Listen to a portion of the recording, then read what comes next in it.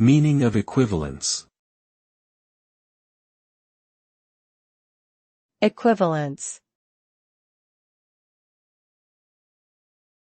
Equivalence.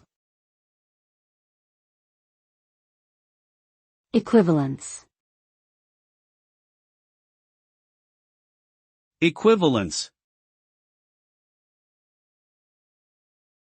Equivalence is a term used to describe a state of being equal or having the same value, function, or significance as something else. In mathematics, two objects are considered equivalent if they have the same properties or characteristics. In physics, equivalence refers to the idea that certain physical systems may be indistinguishable from each other in terms of their observable properties. Social equivalence refers to the similarity or equality of different social groups or individuals.